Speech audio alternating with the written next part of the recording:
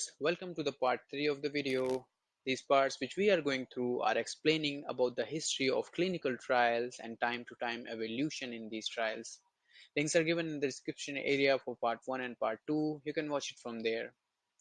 In the previous video, I informed that we will be talking about the tragic incident in the history due to which the guidelines came into existence. Well, yes, for the evolution in the trial, many of the people have faced many difficulties. Several times, trials have failed in the ethical views. We will be talking about the most famous two of such trials today. Number one is Syphilis study at Tuskegee, happened from 1932 till 1972. Number two is Sulfanilamide tragedy, happened in 1937, also known as the Sulfa Craze. Let's talk about the first topic of the day, Syphilis study at Tuskegee. Before talking about the experiment, I would like to give you a brief history about the city itself. Tuskegee is a city of Alabama, United States, and the largest city in the Macon County. An important African American city highly influenced in the US history since 19th century. The city was largely used as a cotton plantation where slaves were working. So at Tuskegee in 1932, United States Public Health Service began an investigation into natural history of the dread disease.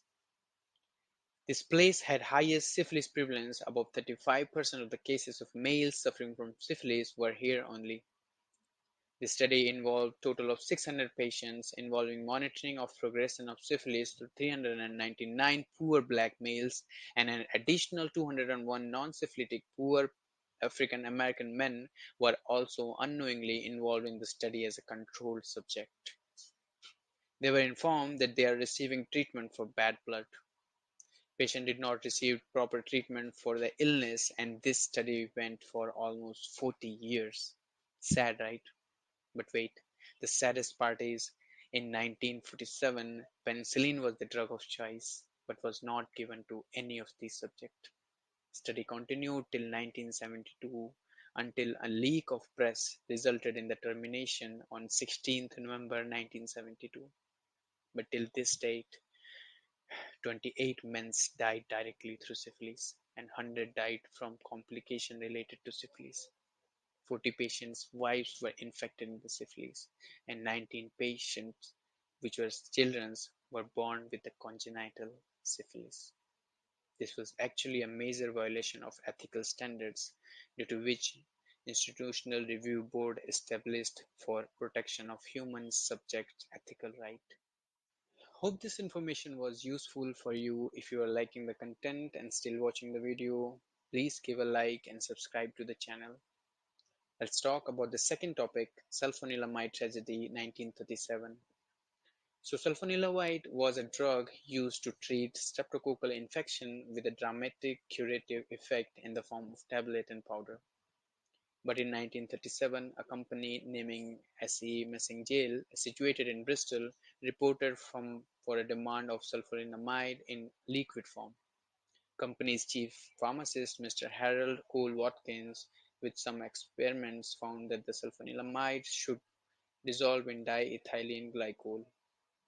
When flavor, appearance, and fragrance were tested, it was found satisfactory, and company manufactured elixir sulfanilamide and sent 633 shipments all over the country. Unfortunately, that time safety studies for any new form of drugs was not required by Food and Drug Law, due to which no safety study were performed, and Watkins failed to note that diethylene glycol is a chemical used for antifreeze and is a deadly poison.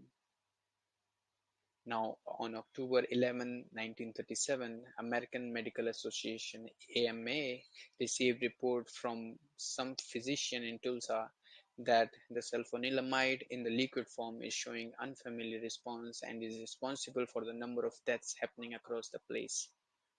AMA laboratory found that diethylene glycol is a toxic ingredient and immediately issued a warning through the newspaper and radios that elixir sulfanilamide is toxic and deadly. The elixir sulfanilamide caused disaster in other states of the country in 20th century, and more than 100 deaths were recorded across 15 US states, which led the formation of new Food and Drug Cosmetic Act 1938.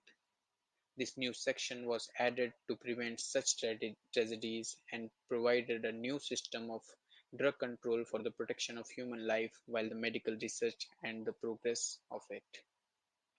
So these were the two main tragic incidents due to which the clinical trials nowadays we are performing have evolved this much. Hope you are liking the content. There is a request that I want to make from each one of you who is watching the video. Please share this video with your colleagues so that they will be knowing what was the history of clinical trial and how these trials evolve time to time. I will appreciate if any one of you will share this thing with other people's. Thank you for watching the video.